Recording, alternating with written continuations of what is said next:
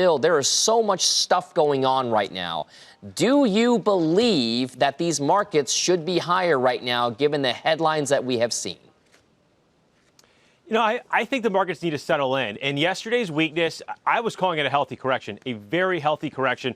Now, there are some big levels, if we're talking technicals, down in the S&P and down in the NASDAQ. Let's call it 30-40 and about 80-80. 30-40 in the S&P, 80-80 in the NASDAQ. Those did not quite get pinged, but those are the levels that I think we're going to have a floor of support. Now, if a trade deal totally falls apart on a fundamental basis, I would imagine those levels get taken out. And that's where we're going to see a real more minor scale correction. That's where we can start calling it a correction. For now, this is a healthy consolidation. But now overhead on resistance, we have where we settled on Monday. And those levels, let's call it S&P about 31.15. That's going to be a little bit of a ceiling here in the session. If we can get out above there, I think President Trump has a press conference around 9:30 Central Time. If we can get out above about 31.15, then this whole correction or whole healthy move down is now totally neutralized. All right. So I mean, we had the words from the horse's mouth, so to speak, from the administration, from President Trump himself, about the idea that we would pause. We're not in a rush to get a deal done. We could wait until after the election. Now, there are reports, source reporting, by the way, from within the administration about whether or not there could be a possible inching towards a phase one trade agreement.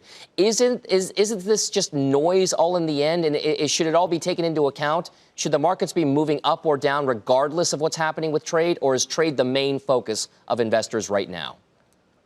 Well, trade is the main focus for investors right now. I mean, we are at elevated levels. The earnings reports, I mean, they overall were great. They added a tailwind, but overall, we were looking at the December 15th tariffs. So when people talk about trade, that's one thing, but it's the December 15th tariffs that really matter right here, right now. If those get implemented, that's where we could see 5 to 10% move lower. That's where it's a correction. And I still think at that point, we're talking a healthy correction, but overall, that's what matters right now. And you use the word inching towards a deal, and that's really what we saw in the headlines so far today. Now, there are a couple pieces of legislation moving through the U.S. that have been causing tension. Obviously, the Hong Kong bill, the Xinjiang bill. There's different things that have caused tension out there. And if this is where things could escalate behind the scenes. Now, if that happens, we won't see that in the headlines as quick as we see things on trade. That's what you really want to try and understand more than anything right now. If things fall apart behind the scenes on a legislation stance, that's where things could potentially get ugly and then really hurt trade on the other side. Bill, just a few moments left here, if you will. What goes on your shopping list sector-wise if these things do pull back?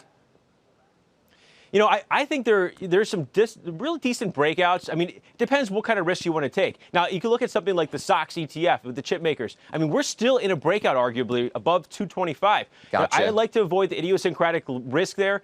Until that level gets taken out, I like that. But really, if you're taking on less risk, the REITs, anything in the REITs is a great place to be right now.